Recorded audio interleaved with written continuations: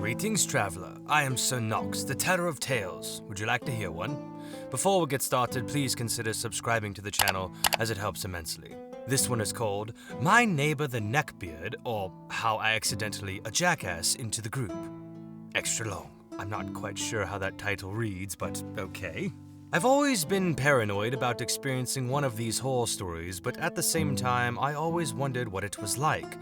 The taste of a story to tell, and the sweet, sweet Reddit karma that goes with it. Well, I finally have it, and it's all my fault for initiating it. So, let's go ahead and get the characters out of the way. Me, a player and the indirect cause for all this chaos. The Neckbeard, obligatory jackass, indeed has a neckbeard and is a bit more heavy set. He didn't smell, so credit where credit is due.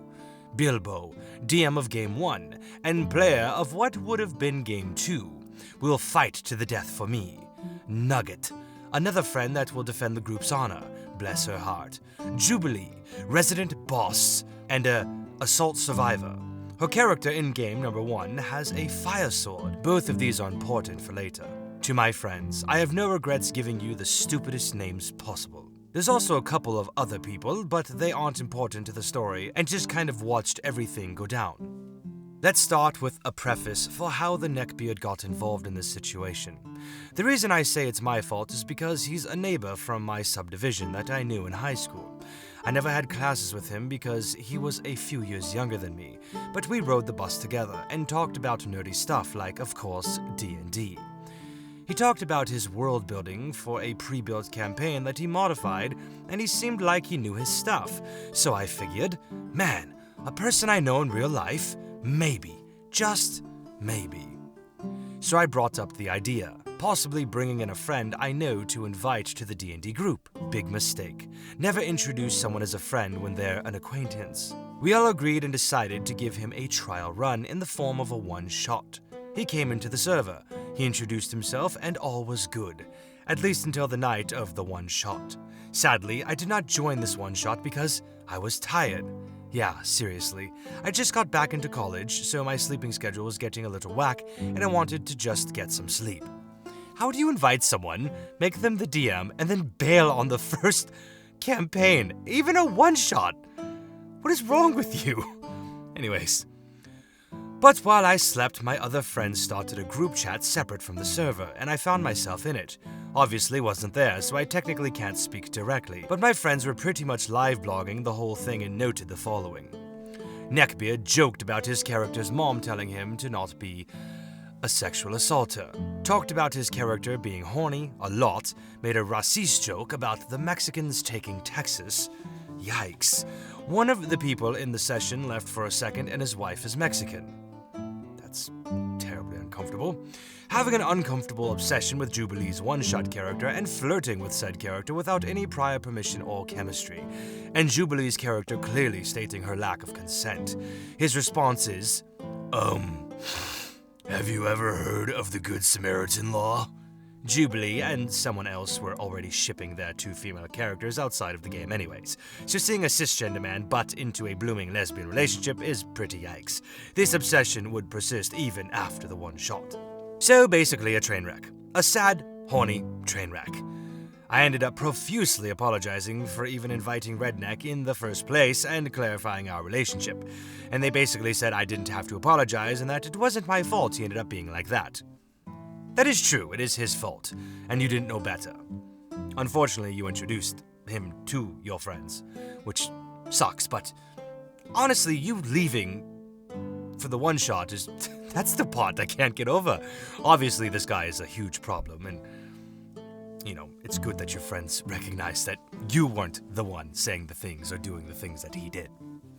Despite his sins, the others initially voted to not kick that a-hole out, but to wait and give him a warning the next Saturday. That's odd. On one hand, I already knew it was a bad omen. On the other hand, I absolutely crave chaos. Oh, well, that explains why he went to sleep. However, game number 2 would not come around, at least not with him there. Further sins he committed that I was actually there for include making this really weird character for game number 2 that was like a Frankenstein orc guy that was brought back to life. Suspiciously, the character was revived from a mysterious mistress that revived him, gaslit him, and assaulted him. Smooth move, bro. Called Bilbo Blue Balls, called me D-Lady, I am non-binary, also implied that Bilbo was fat with an unwarranted fat joke, as if he was one to talk.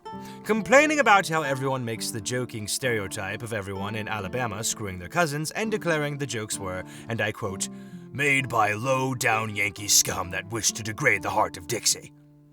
I was born and raised by a proud mom from Massachusetts, and 3 people there are from New York, so needless to say, my jaw was left agape for the next few hours as I processed my family lineage being completely shattered. Bilbo decided to put a female pirates into a huge homebrew they're working on, and Neckbeard decided to suggest names like Succubi Swashbucklers and the Poon Gang. Friggin' Poon Gang. Oh, he's lovely, isn't he? Nugget said she felt offended by Poon Gang and that it felt a little misogynistic to her. I mean, Poon Gang is a stupid name, but nothing to be offended over. He ended up apologizing, but not before doubling down and declaring that they're pirates, they obviously have dirty and intimidating names. And that, my friend got a laugh out of it. Okay, weenie waver. So here's the thing. If it was only one of these things after the game, would it have been okay? Probably, except for the Yankee thing, who even does that. If we were all closer and knew each other better, would he have gotten some more leeway? Maybe. Look, our group is clearly not at the same caliber as whatever the other guy he knows are. But the point is that you're joining a D&D group. Read the room and have some common sense, for goodness sakes. Also, maybe don't try to every east under the sun. Needless to say, we had enough, and not only did he get banned, but I got the honors of raising the hammer and finishing the job. Our group has never been better, and his messages remain as a symbol of what a crazy time it was having Neckbeard here. It's been a couple weeks since it happened, and we still haven't run into each other, for better or for worse. I'll give updates if anything else happens, but for now I have to head to the Poon Gang with the other Yankee scum. See? You made a joke out of it too. So how could you complain about it? Obviously. I don't know. I mean, obviously this guy's a problem. Reading the room, I feel, is difficult when you're playing online. If there's no face cams especially, because you can't really pick up on, I mean, maybe tone, but just silence doesn't necessarily mean it's always bad. But clearly, this guy is an issue.